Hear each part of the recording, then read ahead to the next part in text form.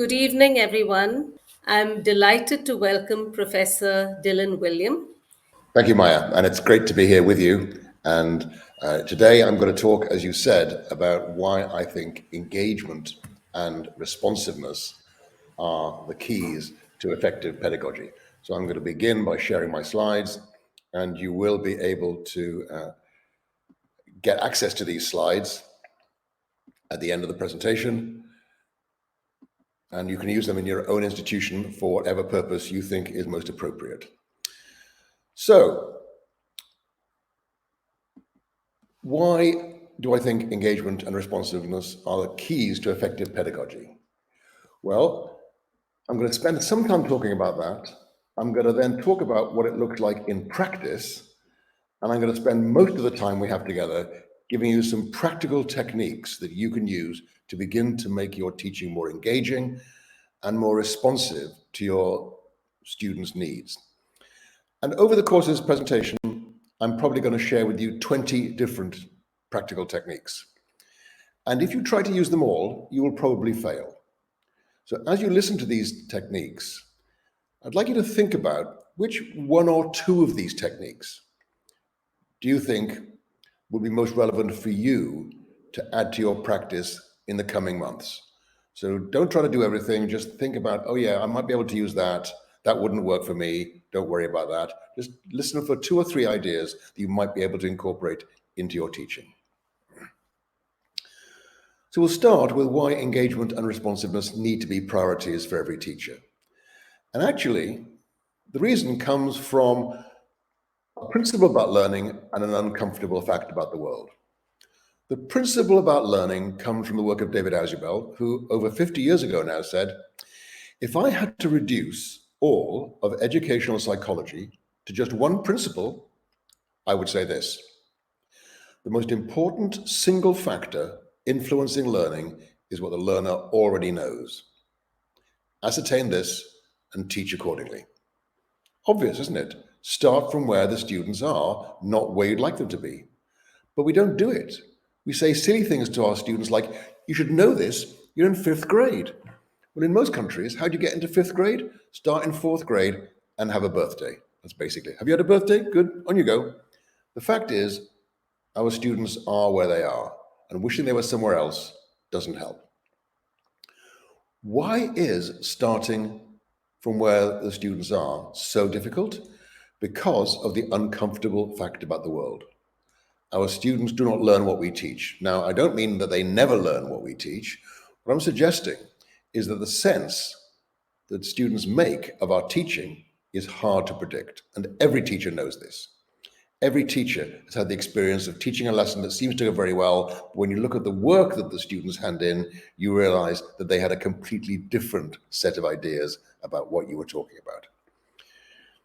So the important point is our teaching needs to be responsive to student needs. We need to find out what they are learning and make appropriate adjustments. Teachers have always done that. When I started teaching in the 1970s, the decision I made most often every single day was this. Do I need to go over this point one more time, or can I move on to the next page? I would make that decision literally dozens of times every day. How? I would make up a question. I would ask the class, maybe 6 students would raise their hands. I'd pick one of those students and I'd ask them for the answer. They would give me the correct answer, and I would say, good, and move on. How stupid is that?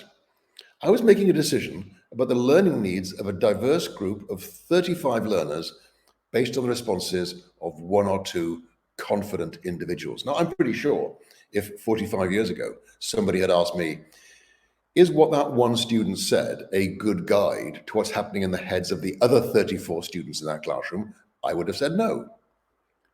I don't think I was that stupid, but nobody did ask me that question. So for many years, I did what teachers all over the world still do, which is to make a decision about the learning needs of a diverse group of learners based on the responses of 1 or 2 confident individuals. And a moment's reflection should convince you that can't be very smart. So the big idea here, to make our teaching more responsive and engaging to students, we need better evidence about what's going on in their heads. And by better evidence, I mean better in two ways. The first is deeper. We need to ask questions that are worth asking. So in a secondary school science classroom, rather than asking, would your weight be the same on the moon, which most students will answer correctly, a better question would be, would your mass be the same on the moon? Because most students get that wrong because they actually haven't understood the distinction between mass and weight that is so crucial in science. In primary school, asking, which is bigger, 0.25 or 0.3? Many children think that 0.25 is bigger than 0.3 because 25 is bigger than 3. So the first step is asking questions that give you deep insights into students' learning. The second is to get evidence from everybody rather than just the usual suspects. And that's what I mean by engagement, getting evidence from every single member of the group rather than just the confident, articulate ones. Now, this presents a real problem, actually, because we need to be careful about how we use the word learning. The definition of learning that I like comes from the work of Paul Kirschner and his colleagues. He says that learning is a change in long-term memory. And many people dislike that definition. They say, well, it's more than memorization. Yes, it is. In psychology, long-term memory is where you store everything that you don't need to relearn how to do. So if you can ride a bicycle, it's in long-term memory. So the big idea here, the point that Kirschner and his colleagues are making, is that if we teach students something they can do by the end of today's lesson, and maybe even tomorrow, but they can't do it in 6 weeks' time, we shouldn't call that learning. We should reserve the word learning for a relatively long-term change in what our students can do. And this presents a problem for teachers because you need to make decisions right now. The fact that our students can do something at the end of today's lesson does not guarantee they can do it in 6 weeks' time. But, and this is the foundational idea of engagement and responsiveness, if they can't do something right now, it's highly unlikely they'll be able to do it in 6 weeks' time. So the big idea here is we need to make teaching a contingent process. We can't just teach stuff and then move on to the next thing. We have to find out what effect our teaching is have. It must depend on whether the students are understanding it rather than just being a linear process where we plow through the material. Another way to think about this is in terms of a strange paradox in education. Every teacher I've ever met knows that no lesson plan survives the first contact with children. And yet most teachers plan their lessons as if they're going to go perfectly. So what I'm going to suggest is we should design our lessons with checkpoints. At a certain point in the lesson, we should actually say, okay, are the pupils with me? And if they are, we'll move on. And if they're not, we'll do something different. But the important point is that is part of the plan of the lesson.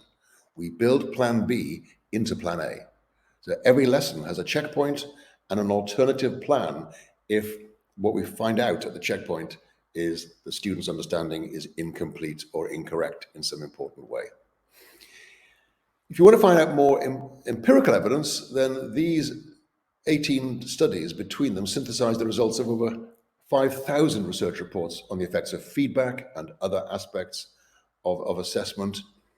And in every country where this has been studied, at every age of learner, in every school subject, when teachers pay attention to these processes, students make better progress. The problem is there's no universally agreed definition of assessment for learning or formative assessment. Now, I prefer formative assessment rather than assessment for learning for the following reason. Assessment for learning is a statement about the purpose of the assessment. So we can use assessment to motivate. I'm giving my students a test on Friday to make them study. That is assessment for learning. The purpose of the assessment is to improve learning. But I would say it's not formative assessment because the assessment evidence does not form the direction of future learning. So I think it's useful to think about different cycle lengths, long cycle, medium cycle, and short cycle, characterized in terms of what gets spanned, the length of the cycle, and what gets formed by the formative assessment. So it's worthwhile checking on student progress every 6 to 10 weeks, what people call common formative assessment sometimes. The idea is you can monitor students' progress. It's a disaster if we get to the end of the school year and find that our students aren't ready for the next year. We need to be monitoring student progress to make sure that they're actually ready for the next steps. We can also use that to align our curriculum.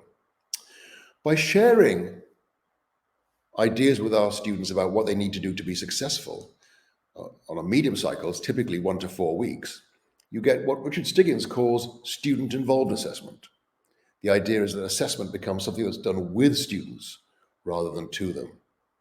And what you can tell when you're doing that effectively, because students no longer say, she gave me a C. They'll say, I got a C, because they understand why their work was not worth a B or an A. But the biggest impact on student learning comes when it's done on an even shorter cycle, within and between lessons, minute by minute and day by day.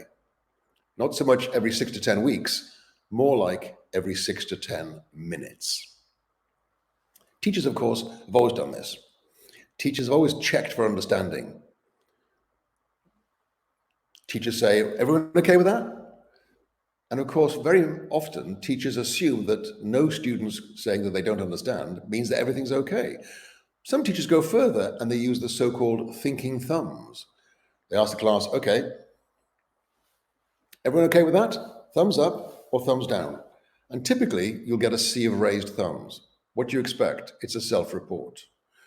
We have 70 years of research on self-reports that show they can't be trusted. My favorite example of this is that 93% of American car drivers think they're better than average. They can't all be right, can they? We used to think that the reason for this was people did not want to admit that they weren't above average. But now we know there's something else going on. Two American psychologists, David Dunning and Justin Kruger, found that when they asked their students to rate their own performance, the lowest achievers consistently overestimated their performance. Students who were actually in the bottom 25% on a particular test believed they were above average. This is now known as the Dunning-Kruger effect. The less you know about something, the more likely you are to overestimate your level of achievement or knowledge. So the main reason that 93% of American car drivers think they're above average is because many of them don't know enough about good car driving to know that they're not very good. Which is why it concerns me when people think that asking students to give themselves a traffic light, red if you're confused, yellow if you think you're okay, red if you're confident, or asking them to go from fist to 5, how sure are you get this? Not at all confident, 5, very confident. That's not a bad thing to do. I think we should encourage self-assessment by our students, but we should not rely on it because of the Dunning-Kruger effect. As David Dunning himself says, rule 1 of Dunning-Kruger Club is you don't know you're in Dunning-Kruger Club. And yet it's very easy to move to something much more powerful. So here's a class of 6-year-olds. The teacher has written a sentence on the board stressing the usual 3 things: start with a capital letter, finger-sized spaces between the words, end with a stop sign.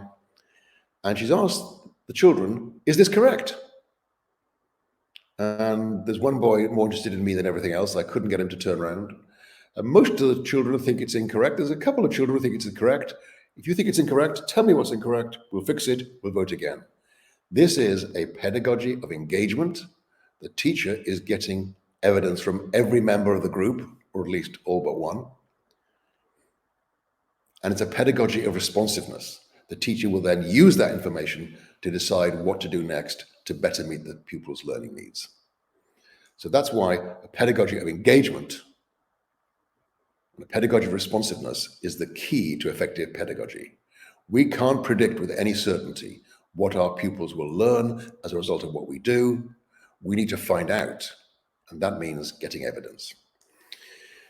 To actually put a bit more flesh on the bones, I think it's useful to think about where the learner is right now, where they're going and how to get there, and the roles of teachers, peers, and students are different. So I think we can group some of them together. The first is clarifying, sharing, and understanding learning intentions, and I think it's very important, but it's not a magic bullet. Many schools now expect teachers to post learning intentions at the beginning of the lesson. And the point is that may be a good idea, it may not be. Saying that every single lesson must begin with a learning intention is, in my view, a mistake. Sometimes it's better to start off with a question, or by getting students to write down what they can remember about a particular topic. So yes, the teacher needs to be clear about the learning intention. I don't want teachers walking into a classroom and saying, "Oh, look, some children. What shall I do with them?" The teacher needs to be clear, but whether you share that with the children, and if so, at what point in the lesson, I think is a professional judgment best left to the teacher. The second strategy people call questioning, Q&A. The point I'm making is that questioning is one way to find out where students are, but it's not the only way. Art teachers, music teachers, drama teachers, dance teachers, they don't ask many questions, they observe. And so that is eliciting evidence. It's all the ways we find out where our students are, including, for example, making statements. So you're saying that the first three elements in group one all have a single electron in the outer shell, just a way of sustaining the conversation. The third strategy is providing feedback that moves learners forward. And the reason we cast it like that is because, as Maya said, back in 1998, Paul Black and I wrote a booklet called Inside the Black Box. And in it, we suggested to teachers that feedback was generally more helpful in the form of comments rather than scores or grades. And to their credit, many teachers follow that advice. Unfortunately, a lot of the comments were not that helpful. They were along the lines of, "This would have been a better piece of work had you done the following things, but you didn't, so it isn't." The problem with the word feedback is people fixate on the last four letters, BACK. They think that feedback is backward looking. Feedback is not the view through the rearview mirror. It's the view through the windshield. It's about what's next. Or as Douglas Reeves once pointed out, it's like the difference between getting a medical and a post-mortem. And many of our students get post-mortems. There's a deeper point here. Many people, when they give feedback, they see the purpose of feedback as improving the work the student handed in. I think your story would read more effectively if you swap the second and third paragraphs. That improves the work, but the teacher has done all the work. The main purpose of feedback is to improve the learner, not to improve the work. That's the big idea here. As long as we focus on improving the learner rather than improving the work, I think our feedback will be more effective. The last two strategies underscore the fact that, as Rick Stiggers has pointed out, the most important decisions taken in classrooms are not taken by teachers. They are taken by learners. Doesn't matter how good your feedback is, if your students have no desire to learn, you're wasting your time. We have to activate students as learning resources for one another and as owners of their own learning. And in many ways, this last strategy is the most important. It's where all the others lead. Let me illustrate with a story. I'm often asked to observe teachers teaching a lesson. And if I watch a teacher teach a lesson, I can guarantee pretty much the first question that teacher will ask me at the end of the lesson is, "How did I do?" To which I now say, "Well, how do you think you did?" I'm not doing that to avoid the question. I'm doing that because if that teacher can give me a good answer, my work here is done. That teacher knows what she needs to do to get better. She is on the way to becoming, in the psychological jargon, a self-regulating learner. And I think we will make more progress with feedback if we think of the purpose of feedback as working towards its own redundancy. Good feedback makes feedback in the future less necessary because it equips the learners with the skills of managing their own learning. There'll always be a role for external feedback. No learner can become completely autonomous. But the idea of feedback as working towards its own redundancy, I think, is a very powerful idea for making our feedback more effective. The big idea here is we're constantly using evidence of achievement to adapt what happens in classrooms to meet learner needs. A pedagogy of engagement and a pedagogy of responsiveness. Now, recently, particularly in England and a couple of other countries, people have been talking about responsive teaching, and people ask me, why didn't I call this process responsive teaching? Because for me, the idea of responsive teaching focuses too much on the role of the teacher. So eliciting the evidence and providing the feedback is responsive teaching, but we also have to remember the learner's role. So the reason I don't use the term responsive teaching is that for me, responsive teaching is not all of formative assessment, because it also includes the learner's role, and it also makes clear that formative assessment does not tell you what to do, does not tell you what happens when learning takes place. It does not tell you how to teach. It does not even tell you what your students should be learning. All those are your job. What formative assessment does do is to give you some indication of whether you're on the right track. So you need to be clear about your goals for your students before you can begin, but then formative assessment can help you make the decisions more effectively.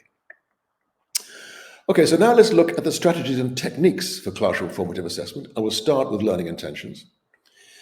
And I want to share with you a distinction that psychologists make, which is possibly one of the most important distinctions that teachers don't know about. And that's the difference between performance and learning. So in psychology, learning is that long-term change in what our students can do. Performance is how well they do in the learning task. So the other day, I needed to repair a tap, a faucet in my home in Florida. And I watched a YouTube video, and my wife said, "How do you learn to do that?" I said, "I just watched a YouTube video." I learned how to do it by watching a YouTube video, but I didn't. I followed the instructions of the YouTube video, and I was successful. But if I needed to do it again, I would need to watch the video again because I didn't learn it. So actually, if you looked at me repairing the tap or replacing the valve in the tap, you'd think that I knew what to do, but I didn't. I was just following instructions. Performance is how well people complete a task. Learning is used to describe the long-term changes in capability that result. And every teacher knows this.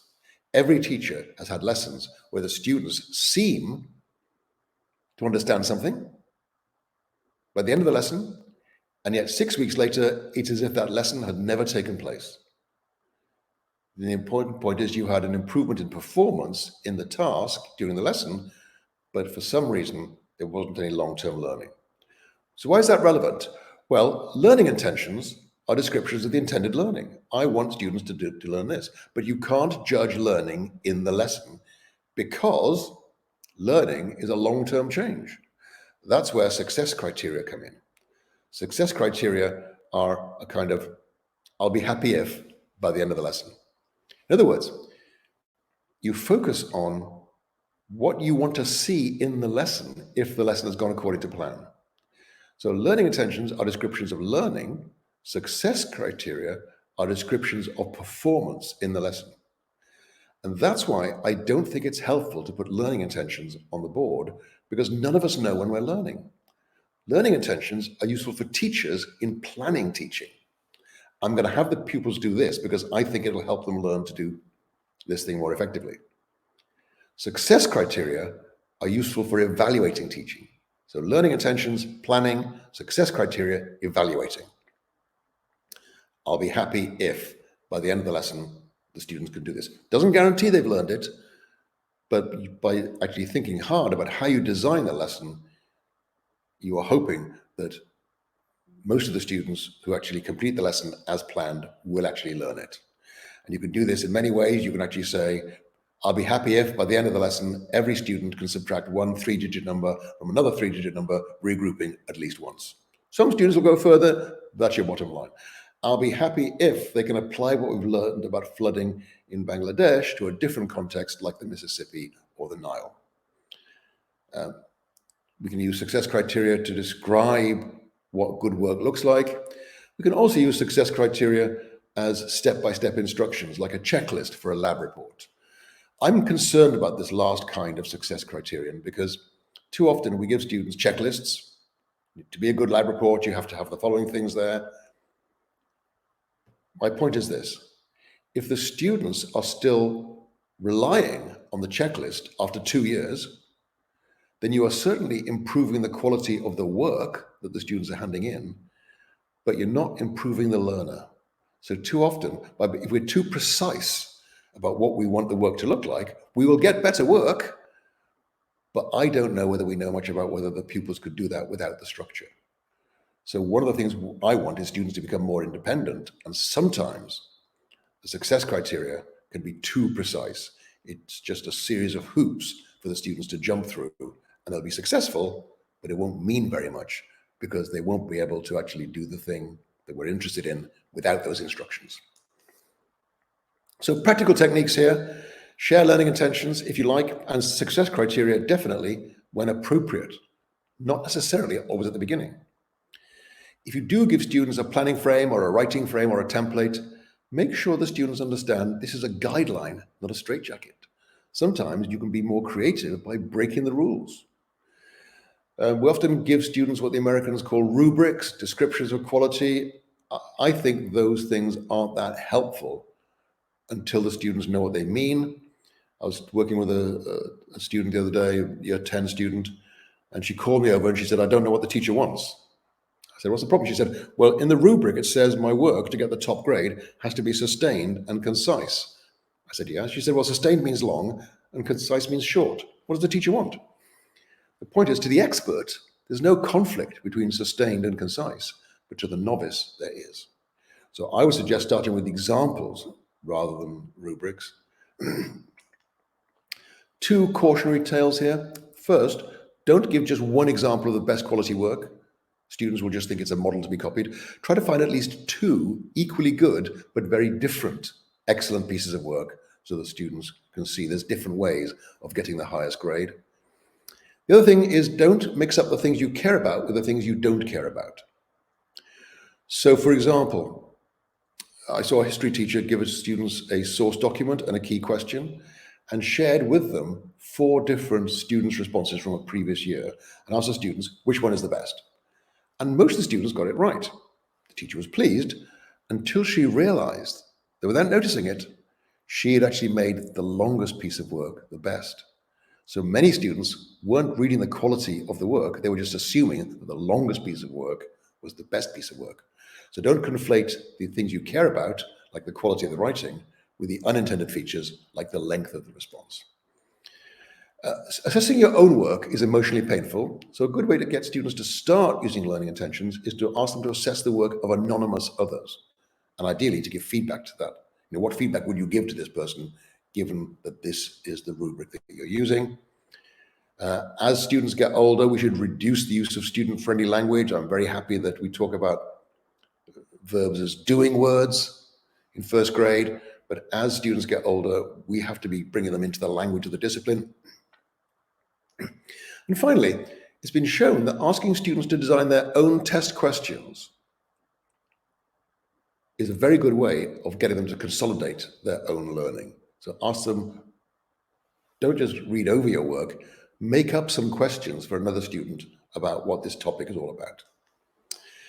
Finally, on this strategy, some interesting work by Paul Spenceley, one of the first teachers we worked with in our formative assessment projects. He sees the main purpose of success criteria as helping students judge, am I on the right track? So he points out that statements like, to be able to describe and explain the adaptations of animals to cold climates, isn't that helpful to students because they don't know what to do to show that they know it. So for him, the learning intentions are for him, the success criteria are for the students. Here, you'll be able to you will satisfy this learning intention if you can state 3 adaptations that polar bears have and how each of these helps polar bears survive. To be able to describe what happens during photosynthesis, what do you mean by that? Well, concrete criteria, 2 reactants and 2 products of photosynthesis. Now, the students might get the wrong 2 products and the wrong 2 reactants, but the important point is the success criteria structure the students' thinking. They can actually make better judgments about whether they're on the right track or not. Eliciting evidence, this is going to be pretty familiar to most of you, I think, but the key idea here is that question should either cause thinking or provide data that informs teaching. I'm pretty sure that those are the 2 main reasons to ask a question, to cause thinking and to give you information about what's going on in your children's heads. So you can improve your questions by working with a colleague. One teacher said to me, You can't think up good questions on your own. You'll always be victim to your own way of thinking about this stuff. So generating questions with colleagues. Now, somewhere along the line, teachers seem to come to believe that closed questions are bad and that open questions are good. I'm afraid it's not that simple. There are some great closed questions. Which way does light travel? From my eye to what I'm seeing, or from what I'm seeing to my eye? That's pretty close, isn't it? There's only two answers, and one of them is wrong. But it's worth asking because many young children believe that light radiates out from the eye.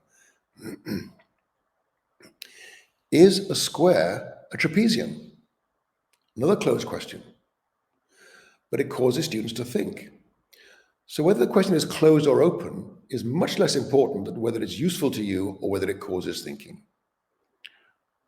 So low order questions can be useful if they reveal evidence of a misconception. High order questions make the students think. Whether the questions are closed or open matters much less. Improving teacher questioning by, first of all, giving students appropriate time to answer questions. Many teachers know that they don't wait long enough, but it's hard to change that habit. Don't rely on answers from the volunteers. You cannot possibly make a decision about the learning needs of a diverse group of learners if you're only hearing from the confident students. So asking other students at times can be very powerful. And of course, ultimately, all student response systems, like the red and green discs I showed you earlier. Now, some people like these electronic voting systems, and the people who sell these systems say the great thing about these electronic voting systems is you can record every student's response. Yeah, that doesn't sound like a plus to me. The idea that every single incorrect answer I have ever given in a classroom is recorded in an Excel spreadsheet until the end of time sounds distinctly creepy to me, as if George Orwell's 1984 has finally arrived.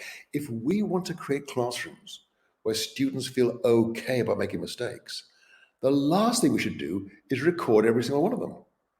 And that's why I much prefer these ephemeral systems, like the red and green discs, finger voting, 1 for A, 2 for B, 3 for C, 4 for D, 5 for E, mini whiteboards. That gives the teacher a quick idea of what's going on in the children's heads right now, and they can make a decision to make their teaching more responsive to their students' needs. Moving on to feedback, I think the really interesting thing about feedback is that most of what teachers are told is not supported by the research evidence. So teachers are told feedback should be timely, and usually that means immediate. Turns out that in certain circumstances, quite often, delayed feedback can be more effective than immediate feedback. Teachers are told feedback should be constructive rather than critical, but actually that depends on the student. Teachers are told feedback should be specific, but if it's too specific, it'll just improve the work rather than the learner. Actually, if the feedback only applies to the one thing the student has just done, which they're never going to do again, it's not very helpful. It's the post-mortem rather than the medical. And so a lot of what teachers are told about feedback is just inconsistent with what we know. And the research on feedback is very complex, as this review by two researchers called Kluger and Anisi found. They tracked down a copy of every single research report on feedback they could find. They went back to 1905. From 3,000, they dropped some of them because they didn't have a control group. Some didn't only change the feedback. Some were very small. Some used qualitative measures to judge the effectiveness of feedback, which obviously brings in subjectivity. And some didn't allow them to calculate how much of an impact feedback had. They were surprised to be left with 131 studies, which is not very many, out of the original 3,000, about 4%. That was surprising.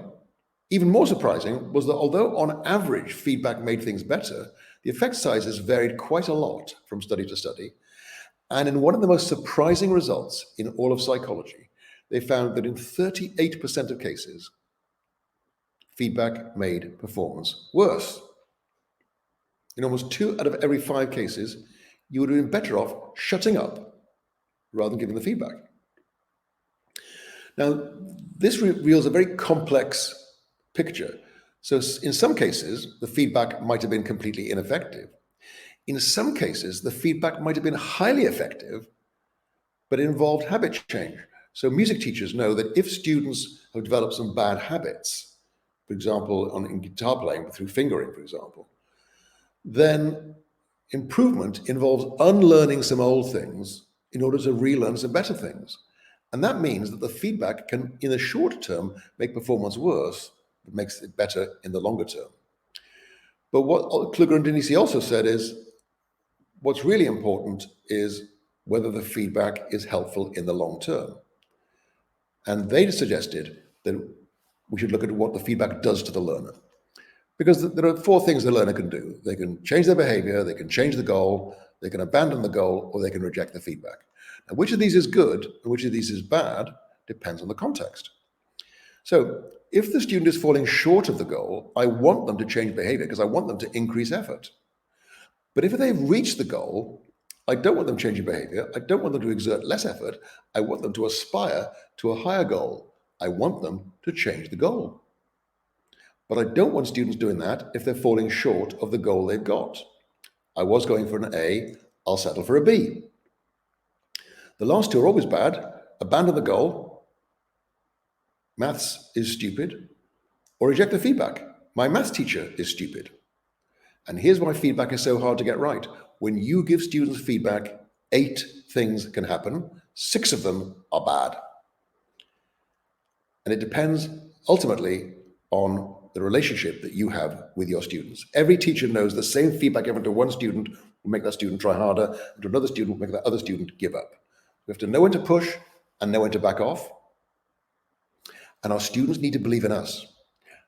They need to trust that we have their best interests at heart and that we know what we're talking about. So ultimately, the important thing is focus not on getting the feedback perfect, focus on getting the relationships right so students understand why we are giving them feedback. So some practical techniques here. Feedback should cause thinking, obviously. One technique that I've suggested in some countries is the idea of not marking everything in detail. So I call this 4 quarters marking. So the idea is that however much time you spend on feedback, and I'm not going to say how much that should be, shouldn't be the majority of your preparation time. I think generally we should spend twice as much time preparing teaching as marking. But 25% individual marking, 25% whole class feedback, take in all the students' work and look at all the students' work together and think, what do I need to go over again with the whole class? 25% peer assessment, 25% self-assessment. I'm not going to go to the stake on those percentages, but the big idea here is marking individual students' work, making comments on individual students' work is very expensive and it very quickly suffers from diminishing returns. So yes, we should do that, but not all the time. Comment-only marking, obviously. How do you get the students to read the comments? Charlotte Kerrigan, an English teacher in London, had a nice idea. Rather than writing her comments on the students' essays, she wrote them on strips of paper. And each group of 4 students got back their 4 essays and the 4 strips of paper, and their task was match the comments to the essays. Focus marking, don't correct everything. For the weaker students, it's overwhelming. Just focus on what they need to work on next so that every student should get the same amount of feedback, just indicating their next steps in learning. If you do give them a marking scheme or a rubric or a scoring guide of some kind, make sure you refer back to that in the feedback. Maths teacher said to us, this is fine for English and history, but you can't do comment-only marking in mathematics. If you check 15 of these equations as correct and put a cross next to 5 others, the students can figure out they got 15 out of 20, whether you tell them or not. So we said, fair enough, why not tell the students, 5 of these are wrong, you find them, you fix them. The big idea here is to make feedback engaging, we have to shift from feedback as information to feedback as detective work. We don't give complete solutions. So rather than say this first one, you've done a really great job of ordering the first 3 objects. Shall we try again with these different objects? That's taking the learning away from the learner. You're nearly there, but 2 of these are the wrong way around. Can you see which ones they are? Great use of capital letters. Make sure you're forming your letters correctly and using full stops in all your work, what I call feedback as nagging. Look back at your work and draw a line under 5 words that you think could be written better, developing that self-reflection. When reading maps, remember the order of north, east, south, west, more nagging. How about, can you think of a way that would help you remember this? You've named lots of carnivores, but not many herbivores. How about leaving the kind of animals that they're missing as a task to the learner? Check back over your work to see if you included all the other kinds of animals we talked about. Secondary examples, you need to add more factual details to support your argument in your third paragraph. But surely the point is we need to develop our students' ability to find out which of the paragraphs need more factual details. Can you figure out which one has applied the missing details? In 3 of these calculations, you haven't used bid mass correctly, so you can find them and fix them. In the second paragraph, you use the incorrect grammatical gender for the in 3 places. Please find them and fix them. And this last one I find quite interesting. There are at least 5 places in these answers where it would be much better to use specialist terminology. I've highlighted 2 of them, scaffolding. Please redraft using the appropriate language in the other 3. So the big idea here is that feedback causes work for the students. Students as resources for one another. The big idea here is to build in some kind of accountability. Before I can hand in my lab report, my partner has to sign off on it. So a kind of pre-flight checklist. If my partner says it's okay, I can hand it in. Here's the clever part. If my partner said it was okay and it wasn't okay, then my partner is in trouble, not me. 2 stars and a wish. I like that. I like that. I wish you'd done that. A very good, useful protocol for getting students started. Choose, swap, choose. Whatever student do the same thing multiple times. Do it 10 times yourself. Choose your best one. Look at your neighbors. Swap with your neighbor. Your neighbor chooses your best one. If you disagree about which one, talk about why. Pupils don't actually know how to give each other feedback, so I quite like starting with what David Perkins calls a ladder of feedback. Clarify. I wasn't sure what you meant by value. I like that. Concern. I had a question about this, concern about this, and only then suggest. So by training students to give feedback in a gentler way, they will make it more likely to be effective. I mentioned earlier that self-assessment is hard, so peer assessment should be a stepping stone to self-assessment. So the idea is assessment of the work of anonymous peers, then of actual peers, and then and only then self-assessment. Group questions, rather than asking a class, anybody got any questions? You say, I want one question from each group. If nobody's got an answer to your question, it's not a foolish question. Having the students review the lesson, and then finally, best composite response. When students are preparing for big tests, do tests under test conditions on their own, but then don't mark the tests, take them in. Next day, each group of 4 students gets back their 4 test papers and a blank sheet, and their task is to produce the best composite response. Because some students will actually mislead others because of the Dunning-Kruger effect. You then need to have a plenary where you actually draw all the students together and check, what's this table's answer to question 1, what's this table's answer to question 1. But the important idea here is that students are supporting each other and actually helping each other improve. Finally, students owning their own learning. So I've talked about rubrics and exemplars, and I've talked about several kinds of things here. The thing I want to stress is this idea of the learning portfolio.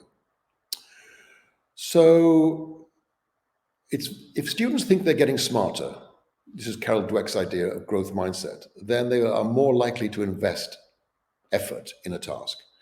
One teacher in Maryland in the United States starts this in kindergarten. She gets her children to do a self-portrait every month, September, October, November, December. In January, the students get out their 4 self-portraits and talk to the teacher about what's improved about their painting. I will never forget this little girl said, my arms don't come out of my head anymore. She knows she's not the best painter in the class, but she can see she's making progress. When students think that progress is produced by effort, that effort produces ability, they're more likely to invest that effort. So the other things is traffic lights, red and green discs, colored cups and things like that. And finally, a technique that I call plus minus interesting. The idea is that the children, after a task, do some reflection about what they found easy, what they found hard, what they found interesting. And I quite like using flip charts so that students can see what other students have written. I'm just going to highlight, I've transcribed them for you here, but I'm going to highlight the work of a girl named Olivia. And you can tell which is Olivia's work because she spells the word column in an unusual way. What she found difficult, third comment off the bottom. I don't understand when you borrow, which column you borrow from when both are zero. Wouldn't you love to teach third graders who ask for help with such precision and clarity? This is a really important point about self-assessment. Even if the self-assessments aren't accurate because of the Dunning-Kruger effect, what it does seem to do is to help the students understand their strengths and weaknesses, and then they ask for help in ways that are clearer and sharper, which save you a huge amount of time. So we'll stop there. We'll go to look at the questions, but in the meantime, I'd like you to reflect on what you've heard so far. Which technique do you think you'd like to begin to incorporate into your teaching over the next 2 months?